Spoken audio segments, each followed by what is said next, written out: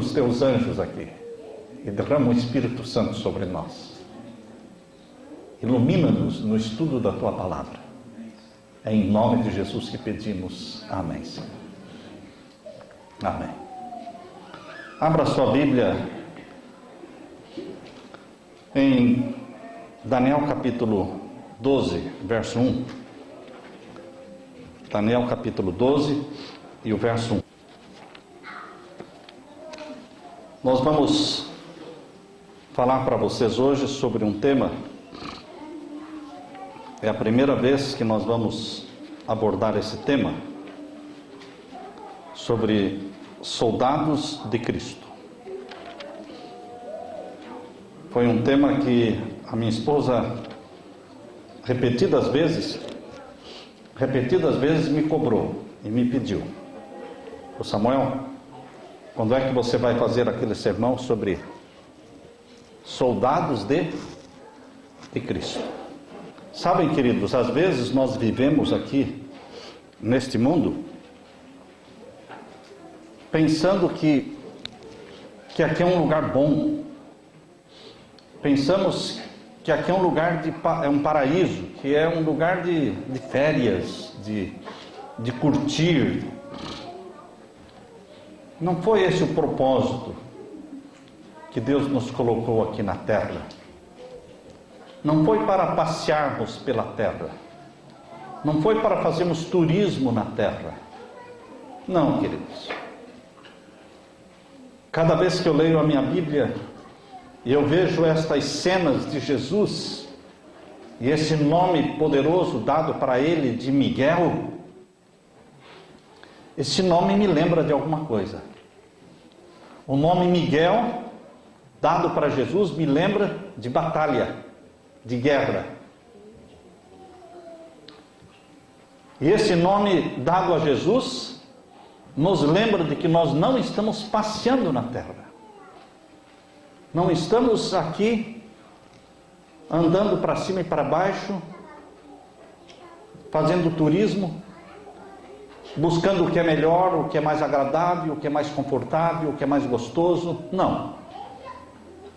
A palavra de Deus diz em Daniel 12:1: naquele tempo se levantará Miguel, o grande príncipe, que se levanta pelos filhos do teu povo. É guerra. É um príncipe do céu que se levanta por você para enfrentar Satanás e para libertá-lo das mãos e do poder do príncipe das trevas. É o príncipe da luz contra o príncipe das trevas. E você e eu estamos envolvidos nesta guerra, nesta batalha entre dois príncipes: o príncipe do céu e o príncipe dos demônios. Mas aqui diz que Jesus Cristo, Miguel, o grande príncipe, que se levanta pelos filhos do teu povo, ele não nos deixa, ele não nos abandona. Ele não fica num campo neutro, ele não fica em cima do muro, ele se posiciona ao lado dos filhos do Altíssimo, ao lado dos santos do Altíssimo. Deus tem um povo, Deus tem um exército na terra. É verdade que o exército de Satanás é muito maior. É verdade que o exército de Satanás é como a areia do mar, é como, enfim, é muito grande. É verdade que o exército do nosso Senhor Jesus Cristo, de Miguel, o grande príncipe, ele é pequeno. Ele é pequeno. Mas ele é o exército daquele que nunca foi vencido. É o exército do príncipe do céu. E ele se levanta pelos filhos do seu povo. Satanás não é amigo nem daqueles que são dele. Satanás não é amigo nem dos que trabalham para ele, nem dos bruxos, nem dos feiticeiros, nem dos satanistas. Satanás não é amigo de ninguém, mas Jesus Cristo é amigo. Jesus Cristo é leal. Jesus Cristo deu a vida por nós. Mais ainda, Ele ressuscitou por nós. Ele subiu ao céu por nós. E Ele disse: eu vou voltar por vocês. Eu vou voltar à terra. Eu vou enfrentar mais uma vez o príncipe das trevas, naquela batalha chamada Armagedon. Eu vou libertá-los, libertar os filhos do teu povo. E naquele tempo haverá um tempo de angústia, diz aqui, como nunca houve, desde que houve nação até aquele tempo. Mas naquele tempo livrar-se-á. Não é dúvida, não é achismo, não é certeza. Jesus está dizendo que naquele tempo livrar-se-á. É uma certeza, é uma segurança que Ele nos dá. Livrar-se-á o teu povo, todo aquele que se achar inscrito no livro da vida do Cordeiro. No livro da vida do Cordeiro. Você tem um nome no livro da vida.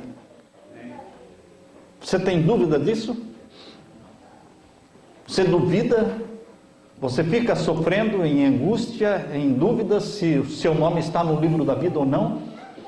Você não sabe se aceitou a Jesus como Salvador ou não? Você não sabe se ama Jesus ou não? Você não sabe se confessou os pecados ou não? Você não sabe nada? Você não tem certeza de nada? Você não sabe se ama uma pessoa ou não ama? Será que você não sabe disso?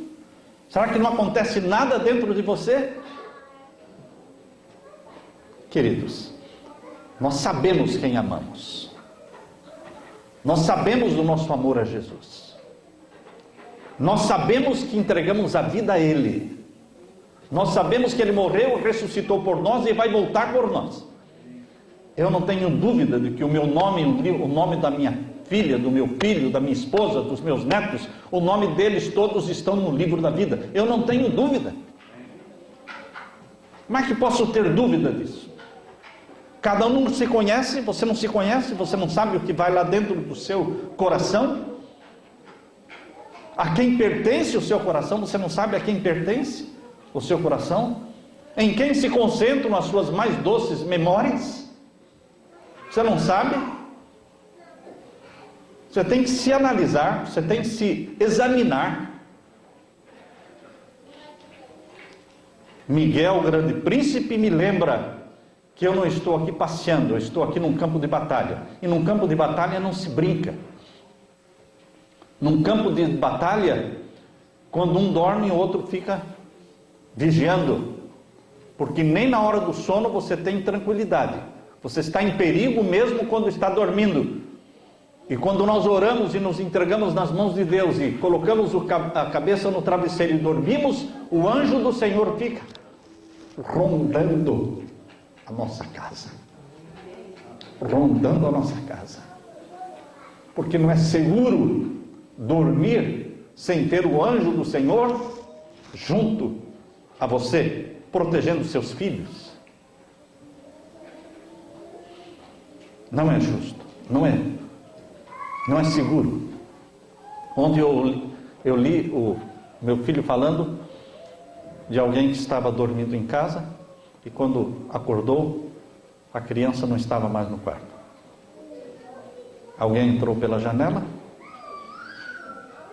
que é mais fácil entrar nas casas pela janela, não? E levou a criança. E quando os pais acordam, de manhã, não tem mais a criança. Esse é o mundo. Esse é os Estados Unidos da América do Norte. Vocês sabiam que mais de 83 crianças desaparecem por hora nos Estados Unidos? Nós iniciamos aqui 9h30 a escola sabatina.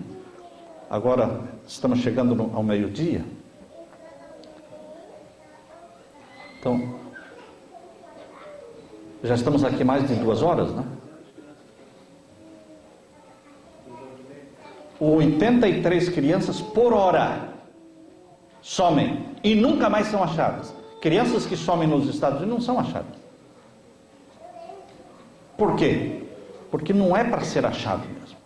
São sacrificadas a Satanás, são vendidas ou são usadas como fantasias sexuais. E por que não são achadas? Porque não é gente pobre que faz isso. É gente poderosa. É gente poderosa que faz isso. Existe um vídeo que vocês fariam muito bem de assistir no YouTube. É um agente do FBI. Ele diz: eu tenho credencial para falar. Eu tenho credencial para falar, porque eu sou isso, isso. Ele dá toda a ficha dele. Ele é um agente do FBI aposentado. E ele fala: eu tenho aqui vídeos, eu tenho documentos e provas. Por que as crianças não são achadas? Dos cultos satânicos, dos sacrifícios de crianças.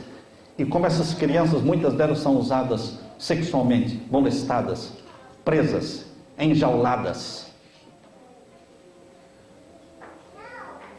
Queridos, nós não estamos vivendo num paraíso, nem no Brasil e nem nos Estados Unidos.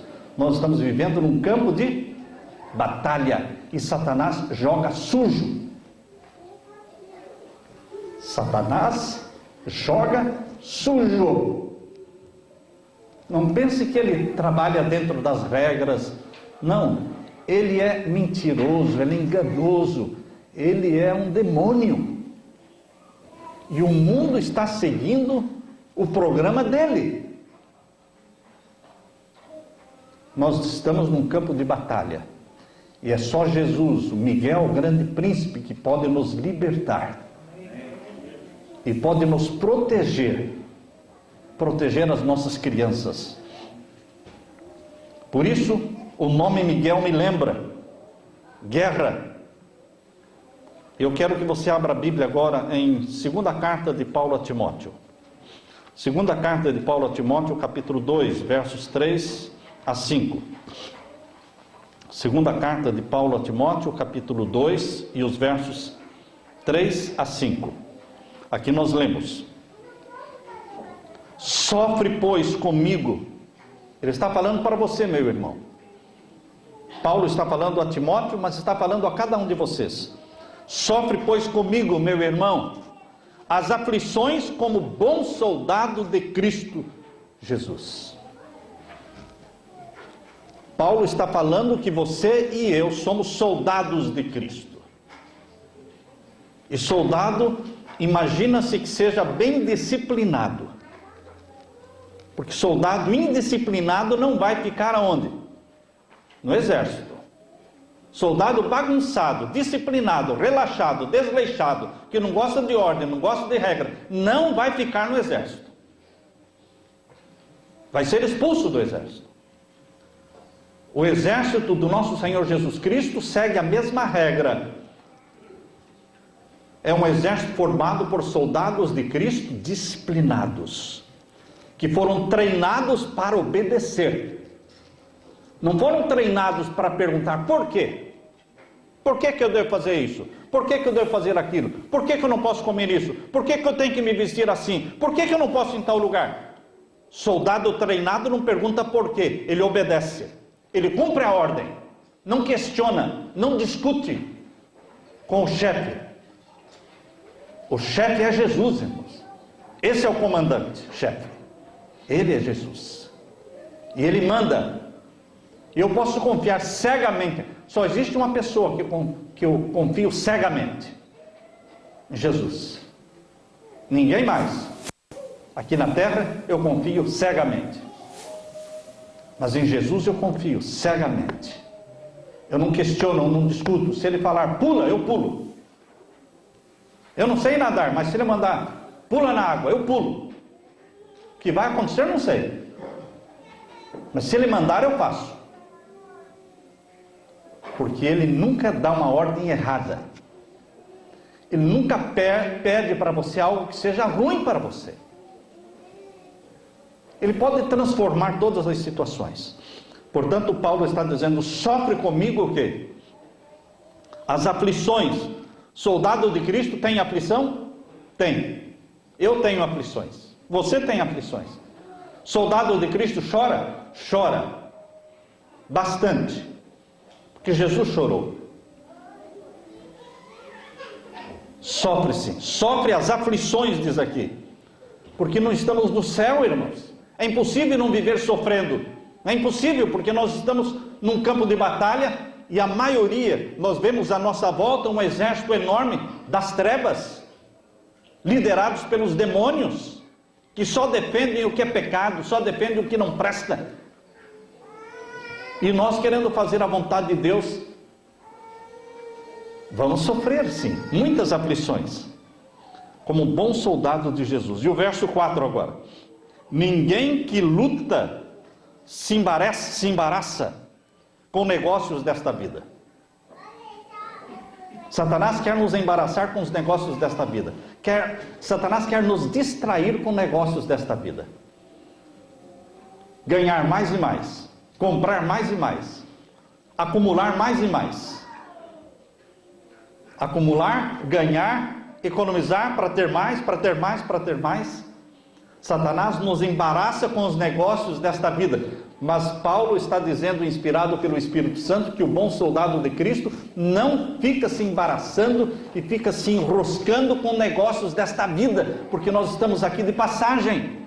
É só um campo de batalha. O plano de Deus é nos levar para o céu.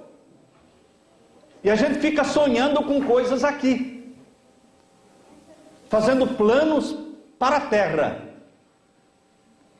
Que soldado que tenha sã consciência, de sã consciência, que soldado estaria no meio de uma guerra, e esquecesse a guerra e começasse a fazer planos, sonhar, eu vou construir minha casa aqui, que legal, eu vou criar meus filhos aqui, e a bala, não é? E aqui os canhões e as bombas estourando, e ele, não, aqui fica um bom quintal para os meus filhos. Queridos, parem de sonhar com a terra, sonhem com o céu, porque aqui é um campo de batalha.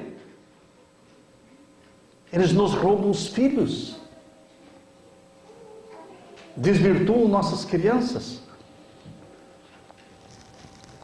Ninguém que milita se embaraça com os negócios desta vida a fim de agradar aquele que o alistou para a guerra.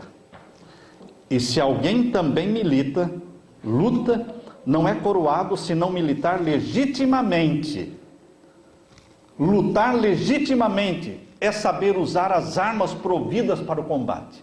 Jesus o alista para o exército de Deus, do céu, mas Ele nos dá as armas. Ele nos dá as armas que nós precisamos para esta luta. E eu quero chamar a sua atenção agora para a armadura do cristão. Quando Paulo escreveu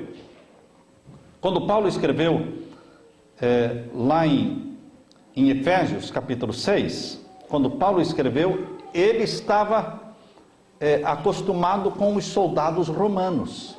O que mais Paulo via era soldado romano. Em toda esquina, todo lugar, na própria prisão onde ele estava preso, ali em Roma, existia um guarda, um soldado romano junto à porta.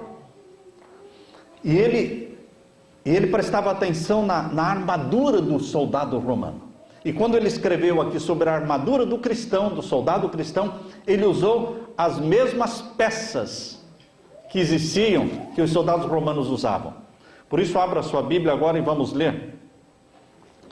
Primeiro vamos ler Efésios capítulo 6. Efésios capítulo 6. Abra sua Bíblia. Verso 11 em diante. Revesti-vos de toda a armadura de Deus, para que possais estar firmes contra as astutas ciladas do diabo. Vejam aqui, revesti-vos, Jesus está falando que Satanás joga sujo. Ele diz aqui, astutas ciladas. Satanás não enfrenta cara a cara. Ele não enfrenta de frente. Satanás, ele luta diferente. Ele luta com golpes sujos, golpe baixo. Ele não respeita nada. Ele se infiltra na sua vida, se infiltra na sua casa, se infiltra dentro do seu quarto, usando artifícios e estratégias que você não está percebendo. Mas ele está dominando a sua família, está fazendo a cabeça dos seus filhos, da sua esposa, espalhando a desgraça dentro da sua casa e você não está acordando para isso. Por isso, o Espírito Santo está falando pela boca de Paulo, em Efésios 6,11, revesti-vos de toda a armadura de Deus, para que possais estar firmes contra as astutas. Satanás não é ingênuo, não. Ele é astuto. Por isso ele falou através de uma serpente no jardim do Éden, porque Eva não imaginava que Satanás pudesse falar através de uma serpente. Quando ela ouviu a voz vindo da boca da serpente, ela disse: que interessante, animal não fala? Como é que está falando? Porque Satanás é astuto, animal não fala mesmo, e nunca falou. Era o diabo falando através da boca da serpente. Então você pode ser atraído por algo astuto que ele cria. Satanás sabe quão poderosas são as armas de Jesus, porque Jesus já derrotou Satanás no céu. Olha quantas vezes Jesus derrotou Satanás. No céu, levantou-se contra ele, expulsou-o do céu.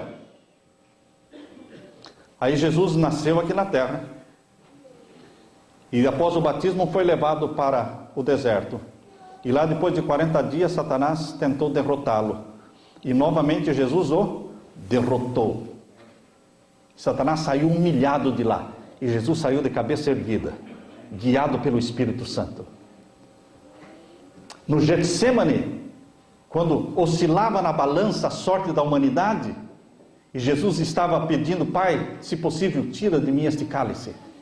Se o Senhor pode tirar, tira de mim este cálice da morte.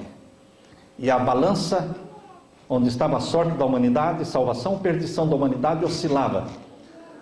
Mas uma vez mais, Jesus Cristo derrotou a Satanás, esmagando a cabeça da serpente. Jesus venceu a Satanás na manhã da ressurreição, deixando o túmulo aberto, a sepultura vazia, ressuscitou e disse: eu sou a ressurreição e a vida. Satanás já foi derrotado quantas vezes por Jesus? Mas vejam, queridos, Jesus tem armas poderosas, e Satanás sabe dessas armas, e ele não quer que você use as armas que Jesus usou, porque se você usar as armas que Jesus usou, você será vitorioso como Jesus foi. Vamos ver então quais são as armas. Verso 12, capítulo 6, verso 12 de Efésios. Porque não temos que lutar contra a carne e contra o sangue, mas sim contra os principados. Você vai lutar contra quem? Príncipes. Você não vai lutar contra qualquer pessoa. Você vai lutar contra príncipes, não príncipes de homens. Você vai lutar contra príncipes das trevas, demônios, potestades, autoridades no reino das trevas. São estes que você enfrentará, que eu vou enfrentar. Revesti-vos de toda a armadura, porque não temos que lutar contra a carne e o sangue, mas sim contra os principados, contra as potestades, contra os príncipes das trevas deste século, contra as hostes espirituais da maldade nos lugares celestiais. Então, queridos, nós não vamos lutar contra Satanás de qualquer jeito, porque ele nos derrotará, e ele possuirá nossa família, possuirá as nossas crianças, e as usará do jeito que ele quer, para o que ele quer.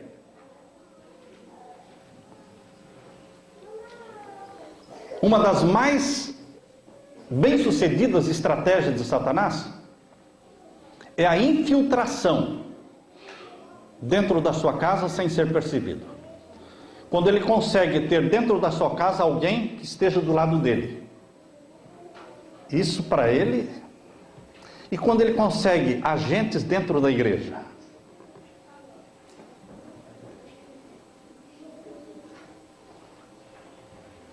Essa é uma estratégia de Satanás muito poderosa, porque ele consegue aliciar, essa é a palavra em português, certa, exata.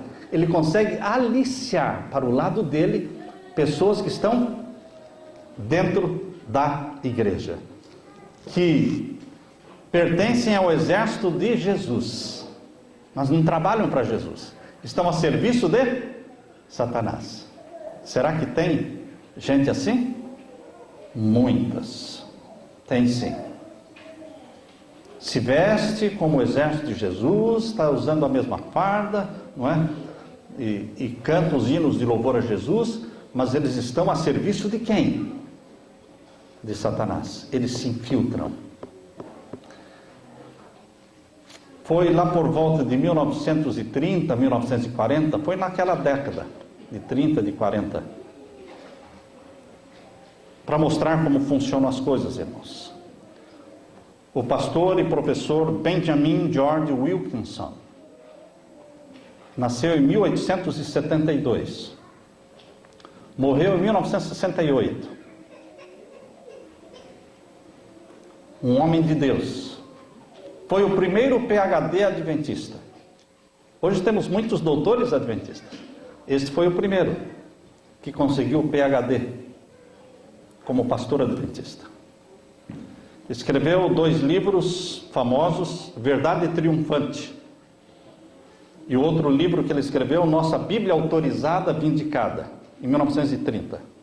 Foi presidente de União e foi diretor da faculdade do Seminário Teológico Adventista aqui de Washington, este que temos na cidade de Washington, D.C., Universidade Adventista de Washington. Ele foi diretor ali por mais de 10 anos, professor de teologia. E ele estava fazendo o trabalho de diretor e professor, estava sobrecarregado. E um dia alguém chegou para ele e disse, pastor Wilkinson, nós vemos que o senhor está muito sobrecarregado. Nós queremos aliviar o seu fardo. Então nós tivemos uma ideia. Você vai ficar como diretor do seminário teológico e nós vamos colocar um outro professor mais jovem para ser o professor de Bíblia, o professor de teologia. Ele falou, tudo bem.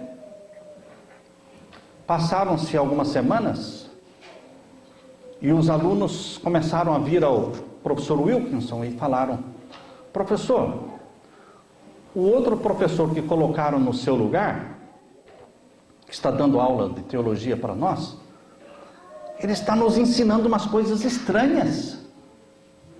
São diferentes. Diferentes daquilo que o senhor nos ensinava. E o pastor Wilkinson começou então a prestar atenção naquele professor jovem. Observar a vida dele.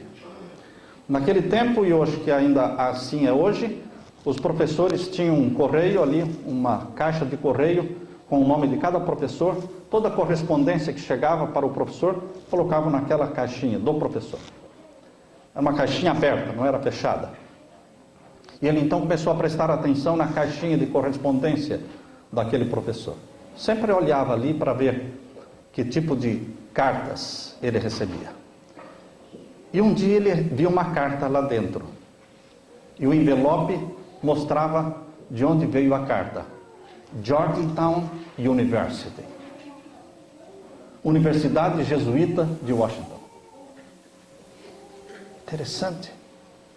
O que tem esse professor que está lecionando teologia na Universidade Adventista, recebendo cartas da Universidade Jesuíta? Ele pegou a carta, abriu a carta e leu.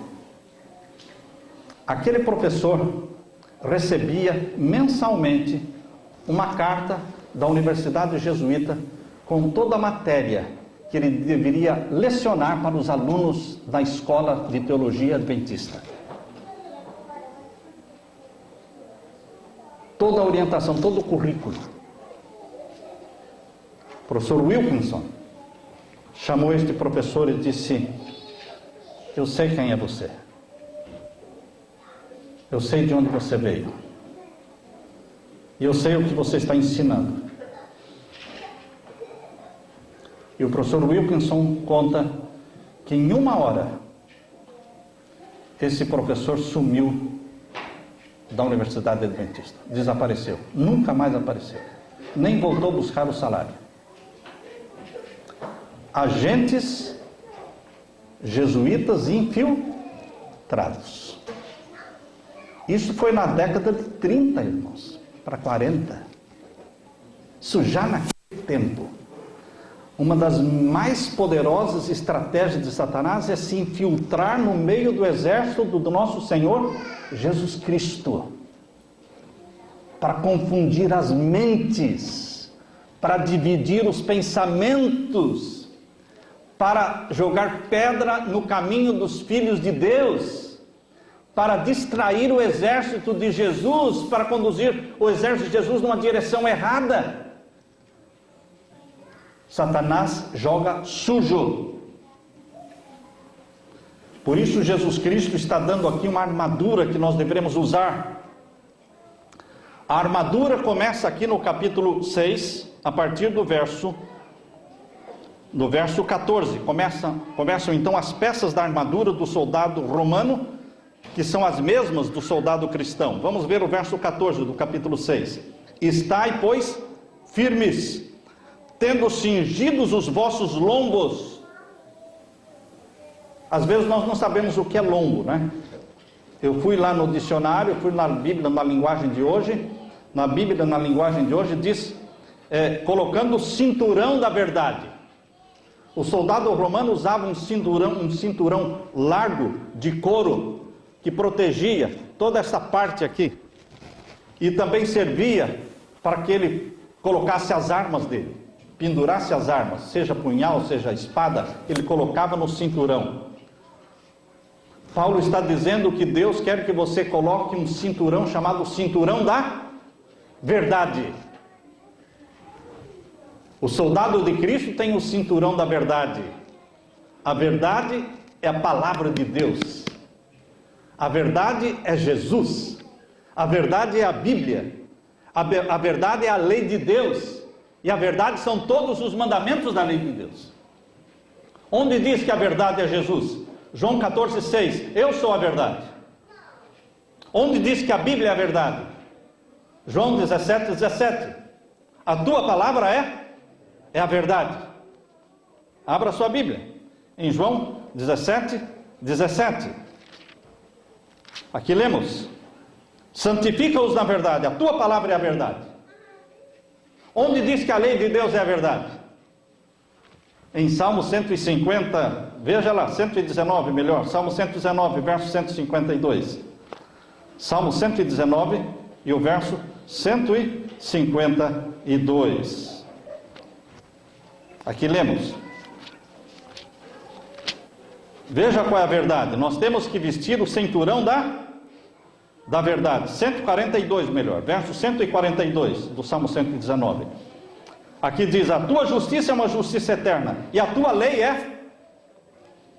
Se você tem que colocar o cinturão da verdade, você tem que saber qual é o quê? A verdade. Para ver se você está com o cinturão da verdade ou com o cinturão da mentira. Porque se você estiver com o cinturão da mentira, você não vai estar protegido do príncipe dos demônios. Vestir o cinturão da verdade. A tua lei é a verdade. Agora, na mesma página aí, Salmo 119, verso 86. Verso 86. Quantos mandamentos desta lei são verdade? Quantos mandamentos? Todos os teus mandamentos são verdade. Este é o cinturão da verdade. Jesus é a verdade, a Bíblia é a verdade, a lei é a verdade, todos os mandamentos de Deus são verdades. Este é o cinturão da verdade. Mas não é só o cinturão. A vestimenta do cristão, do soldado cristão, não é somente o cinturão da verdade. Ele tem também aquilo que é chamado de couraça da justiça. Ia no peito aqui. No peito e nas costas aqui, cobrindo essa região, cobrindo os órgãos vitais, coração, pulmão, estava o quê? A couraça, e Paulo chama a couraça da justiça.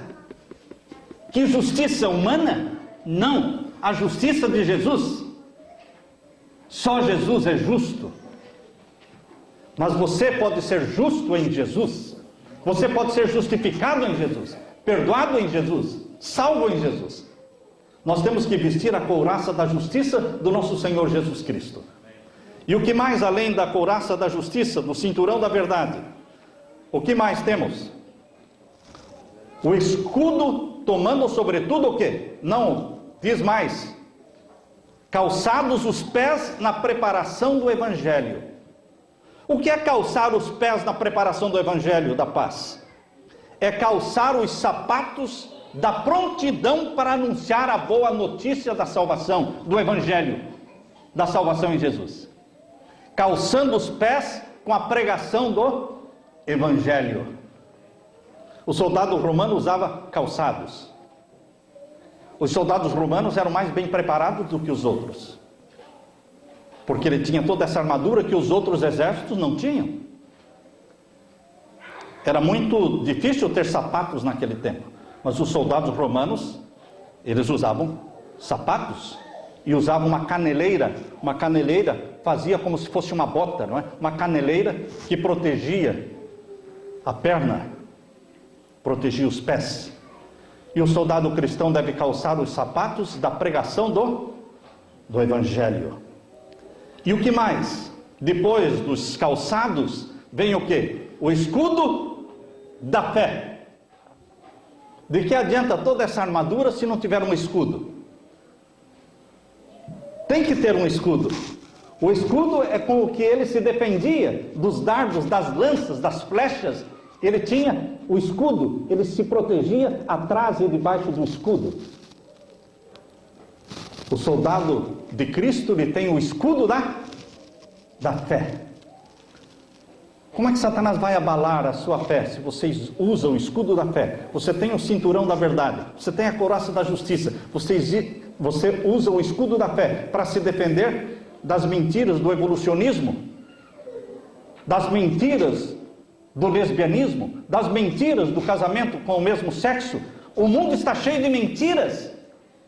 Satanás está tentando fazer o que a sua cabeça, para que você seja do exército das trevas. Mas você tem que se defender com o escudo da fé. E além do escudo da fé, Paulo diz que o soldado de Cristo tem o que mais? O capacete da salvação. O capacete está na cabeça, para proteger a nossa mente, o nosso cérebro. Por que o capacete é chamado capacete da salvação? Porque você tem que ter certeza da salvação. Você tem certeza da salvação? Você não tem certeza da salvação nos pés, nas mãos. Não, a certeza da salvação acontece aonde? Aqui, ó. É aqui que você tem que ter a certeza da salvação. As pessoas se debatem, angustiadas, ansiosas, porque não sabem se estão salvas ou perdidas.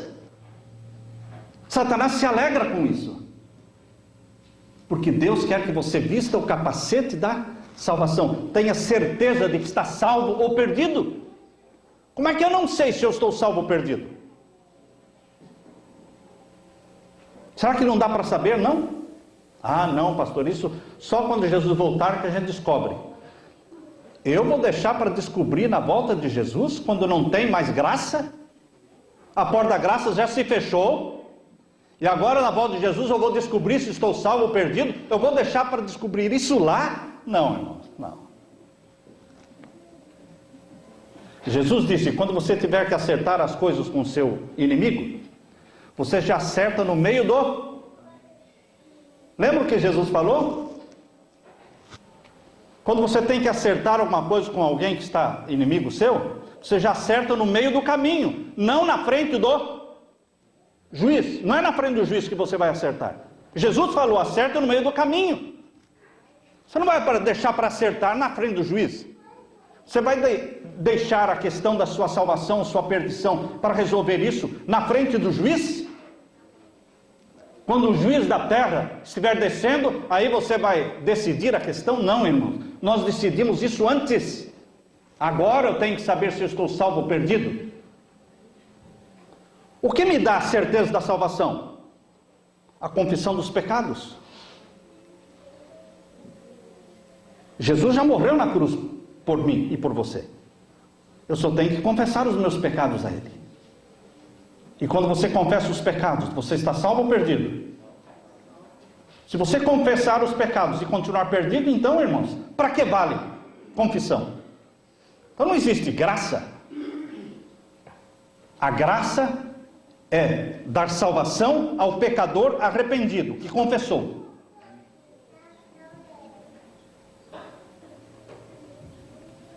E se ele pecar de novo?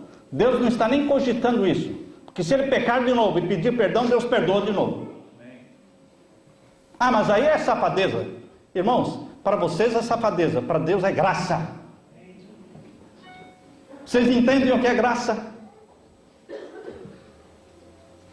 Para muitos, a pessoa pecar e pedir perdão, e pecar e pedir perdão, isso é uma safadeza. Olha lá aquele cara fazendo a mesma coisa que já fez, agora daqui a pouco ele vai pedir perdão de novo.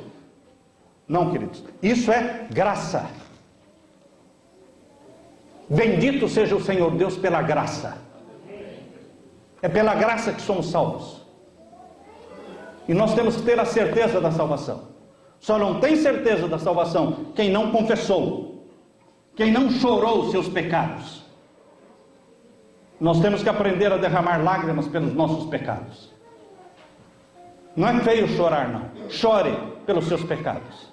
Busque a graça divina. Coloque o capacete da salvação. E agora, a próxima arma que deve estar na mão do soldado cristão é a espada do Espírito. Queridos, eu já tenho visto pessoas usando qualquer Bíblia. Eu não sei usar qualquer Bíblia. Eu já tentei fazer sermão com uma Bíblia nova, não essa aqui, uma outra. Passei vergonha, porque eu não achava os textos. Você tem que estar preparado com a sua espada. Você afia a sua espada, você sabe o peso da sua espada, você usa a sua espada de olhos fechados. De olhos fechados eu sei se eu estou em Gênesis, se eu estou em Êxodo, se eu estou em Salmos, se eu estou no Apocalipse. De olhos fechados eu sei. Mas eu pego uma outra espada, uma outra Bíblia, eu não sei.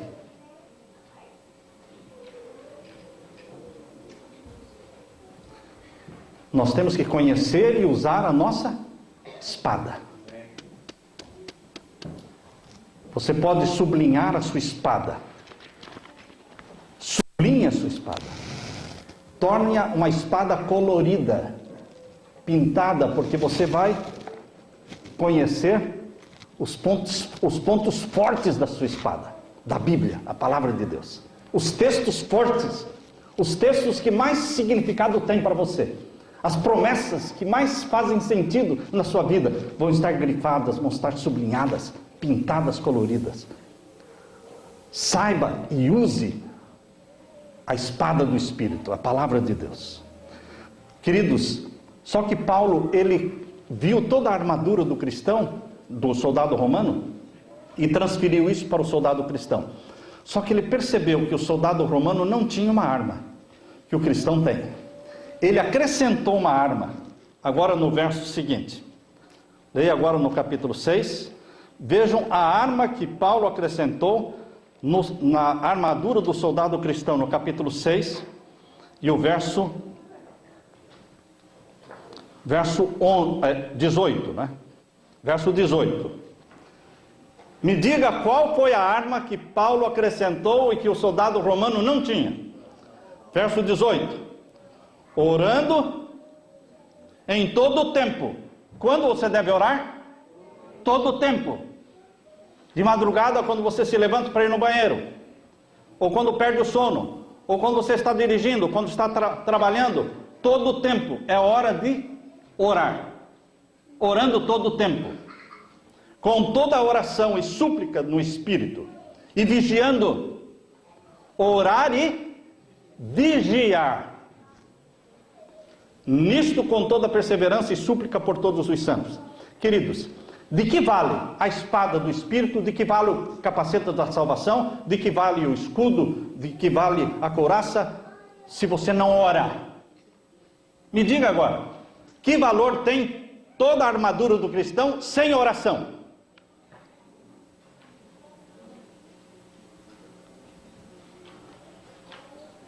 A nossa vida espiritual depende da nossa vida de oração. E o povo de Deus está orando pouco. Orando apressado, correndo, já saindo de casa. Na hora que vai ligar o carro, só que ele se lembra que ele não fez o culto, não leu a sua Bíblia. Nós temos que tomar tempo para orar.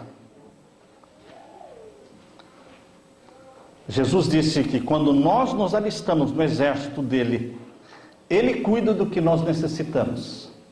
Quando você se alista no exército, é preocupação sua a roupa que você vai vestir? Quem já serviu o exército aqui?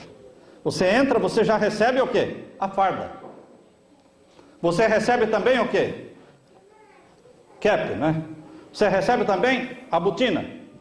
Você recebe também toalha, pasta de dente. Eles dão pasta de dente, dão sabonete, dão toalha para se enxugar. Eles dão tudo. Você, quando se alista no exército, você fica pensando, será que vai ter o que comer hoje? É preocupação sua o que vai comer, o que vai beber, se vai ter cama para dormir? É preocupação de quem? Do exército, não é sua. Você está ali como soldado. Você recebe a comida, a cama, a água, o cantil, a roupa e o transporte. Quem é que providencia o transporte no exército? Cada um compra o seu carro? Não. O transporte é providenciado por quem? Por aquele que alistou você no exército. Quem chamou você para o exército, ele cuida do transporte também. Então, queridos, o que Jesus está dizendo? Vocês foram chamados para serem soldados meus. Vocês são soldados do Miguel, grande príncipe do céu. Então, parem de se preocuparem, de perder sono pelo dinheiro, pela comida, pela roupa, pelo carro, porque eu cuido disso. Eu só quero que você seja soldado. Não discuta as minhas ordens e não fique perdendo sono se vai ter dinheiro para pagar isso, pagar aquilo, comprar comida para os seus filhos. Confie naquele que o alistou, que é Jesus, Miguel, o grande príncipe. Como soldados de Cristo, nós temos que aprender o que Jesus falou em Mateus 6, 31 e 32. Mateus 6, versos 31 e 32. Jesus falou: não andeis inquietos, dizendo: que comeremos? Que beberemos? Ou com que nos vestiremos? E ele termina dizendo no verso 32: de certo, vosso Pai Celestial bem sabe que necessitais de todas estas coisas. Agora, no exército, queridos, nós temos que aprender a enfrentar situações extremas. Tempo muito quente, tempo muito frio, tempo de seca, tempo de chuva. No exército você enfrenta todas as situações extremas. Como soldado de Cristo, você tem que ser como Paulo. O que Paulo diz em Filipenses 4? Filipenses 4, verso 12 e 13. Veja como soldado de Cristo. Filipenses capítulo 4, e os versos 12 e 13. Você aprende a enfrentar as situações extremas. Você deixa de ter medo das coisas. Soldado medroso é uma tragédia. Cristo tira o medo do soldado que se alista no exército dele. Você não tem mais medo de nada. Nem medo da morte, nem medo do câncer, nem medo do desemprego, nem medo da perseguição. Venha o que vier, e venha logo. Venha o que vier e venha logo. Eu estou orando a Deus para que o que tiver que acontecer, aconteça em 2015, irmãos. Chega, se enxuga gelo. Nós queremos que as coisas se definam, que os últimos sinais proféticos aconteçam, que Jesus venha logo. Não é medo, é pressa de que o que tem que acontecer, aconteça logo. Porque você está seguro nas mãos de Deus. Só para viver? Não, também para morrer. Paulo, como soldado de Cristo, disse: para mim o viver é Cristo, e para mim o morrer é lucro. O que o diabo poderia fazer com um homem desse, que dizia: para mim o viver é Cristo e o morrer é lucro? O que o diabo poderia fazer com ele? Nada. Se ele vivesse, estava seguro nas mãos de Jesus. E se ele morresse, morreria como um soldado da fé. Saulo. A coroa da justiça me está reservada, me está guardada, dizia Paulo. Combatia o bom combate, acabei a carreira, guardei a fé. E desde agora a coroa da justiça me está guardada. Satanás não quer que você morra, Saulo. Não. Ele quer que você morra o quê? Perdido. Então, se você está vivendo por Cristo, ele não tem interesse que você morra. E se você estiver morrendo por Cristo, ele não tem interesse que você morra. Ele tem interesse em que você morra quando você está longe de Cristo. Quem está longe de Jesus, volte correndo para Jesus. Porque é interesse de Satanás tirar a sua vida enquanto você está longe de Jesus. Quem está longe de Jesus está perdido. E Ele quer a nossa perdição. E Jesus quer a nossa salvação. Corra para os braços de Jesus. Abrace-o. Diz aqui Paulo: eu aprendi a viver contente com tudo que eu tenho. Filipenses 4, verso 11. Leia comigo. Não digo isto por necessidade, porque já aprendi a contentar-me com o que tenho. Paulo tinha esposa? Sim ou não? Não. Mas ele estava, coitadinho de mim, né? Todo mundo com a mulher, todo mundo com... Só eu sozinho, coitado, o bichinho feio, né? O patinho feio. Ninguém gostou de mim. Ele era feio mesmo, ele era uma pessoa, fisicamente ele não tinha belezas. Mas ele não estava se lamentando, ele disse: eu aprendi a me contentar com o que tenho. Tem gente que não está feliz com o marido que tem, nem com a esposa que tem, nem com os filhos que tem, nem com a igreja que tem, nem com o pastor que tem, nem com os amigos que tem. Não está contente com nada que tem. Está sonhando com aquilo que não tem. Oh, meu querido irmão, minha querida irmã, valorize o que você tem.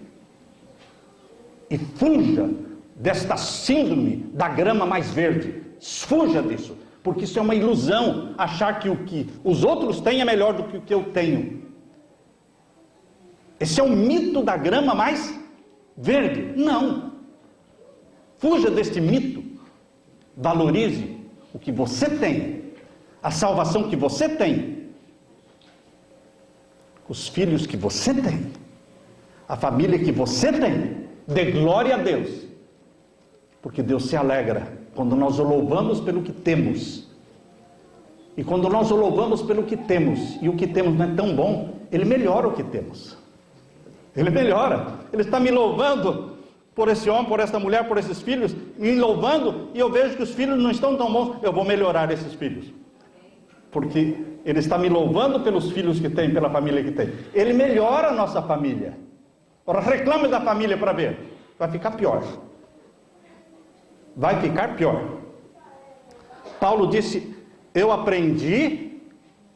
Você não nasce sabendo não, irmãos. Ninguém nasce sabendo a se contentar com o que tem, não. A gente aprende, é um processo. Estão vendo aqui? Eu aprendi. Como é que a gente aprende? Hoje, amanhã, no dia a dia. É um processo. Aprendi a me contentar com o que tenho. É bom escrever bem grande esta frase, Filipenses 4, verso 11, e colocar na porta da geladeira assim, ó. Aprendi a contentar-me com o que tenho. Coloca bem grande. E antes de sair de casa, todo dia, leia lá, não é? Porque isso é uma proteção contra quem? Contra os assédios, contra as, não é? Tua mulher já tem 40, né? Contra as outras que têm 20, não é? Você vai sair de casa, então você sai dizendo: eu aprendi a me contentar com o que tenho.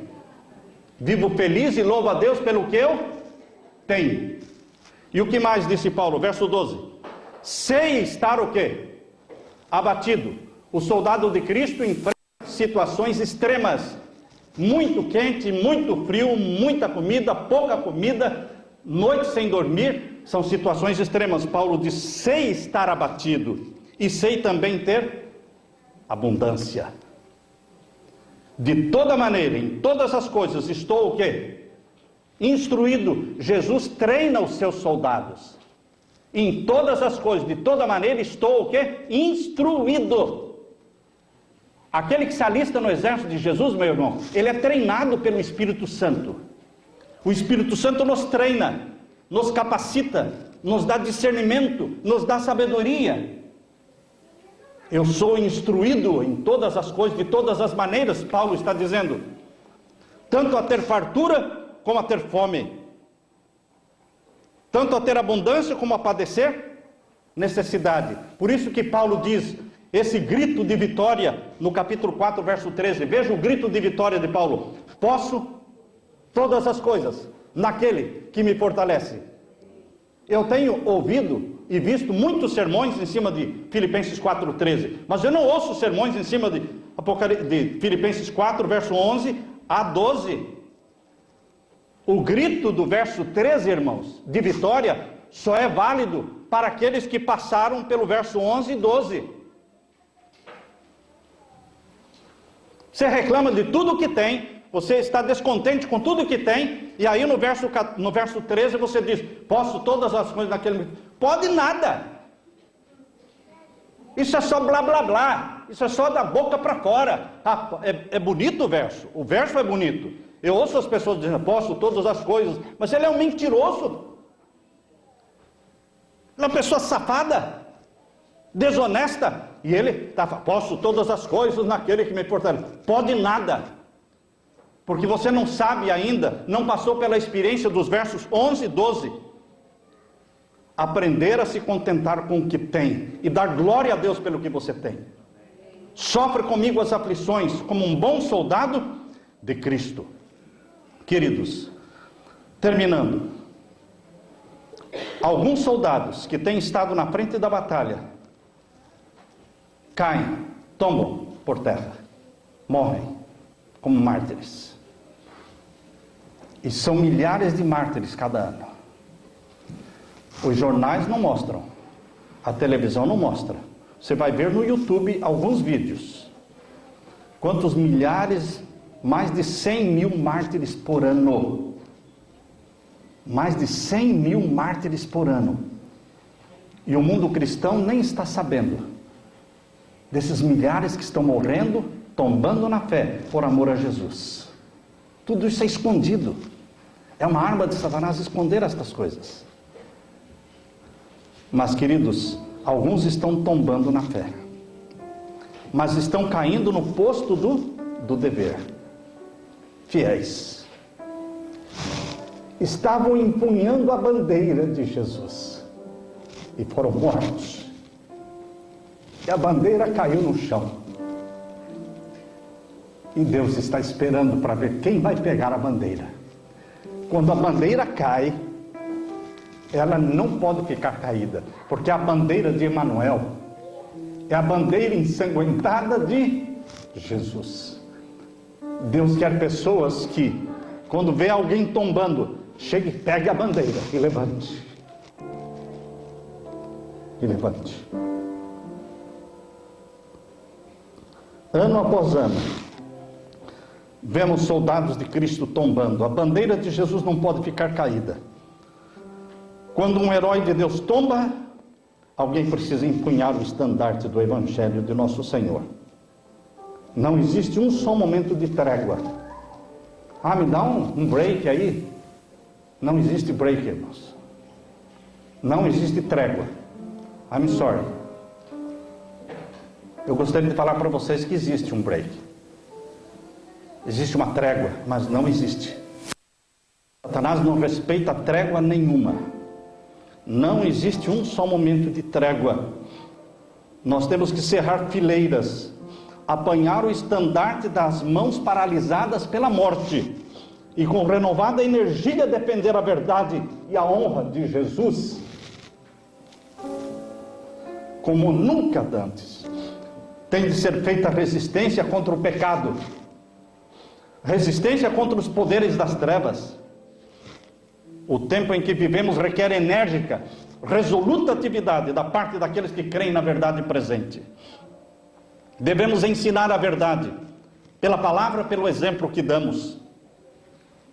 Se nos parece longo o tempo da volta de Jesus, se parece para você que Jesus está demorando muito, lembre-se que Ele virá em breve. No ano de 2015 você vai ver muitos sinais proféticos se cumprindo. mostrando que o nosso libertador está voltando, está chegando. Se estamos curvados pela aflição, se estamos curvados pelos gastos de fadiga, se nos sentimos impacientes porque Jesus está demorando, não vamos queixar, não vamos murmurar. Lembre-se que Deus permite estas tempestades na nossa vida para aperfeiçoar o nosso caráter cristão, para nos fazer correr para Ele e segurar nas mãos dEle. Nosso irmão mais velho, Jesus, vai voltar. E em breve Jesus, o Miguel, grande príncipe, ele vai dizer: muito bem, servo bom e fiel, entra no gozo do teu Senhor. Eu termino dizendo: seja paciente, soldado de Cristo. Seja paciente. Seja paciente, meu querido irmão, porque ainda um pouco, e aquele que há de vir, virá, não tardará. Hebreus 10, 37. Dá-nos mais poder, Senhor. Dá-nos mais poder para continuar com perseverança. Dá-nos mais poder para não desistir. Dá-nos mais poder para prosseguir avançando sempre sem desanimar. O trabalho é muito, mas nós temos que resistir. Logo, muito em breve, Cristo irá voltar. E você vai ouvir da boca de Jesus: bem está, servo bom e fiel. Entra no gozo do teu Senhor. Que a graça de Jesus e o poder do Espírito Santo encham a sua vida. E faça de você um soldado de Cristo. Amém, irmãos? Amém.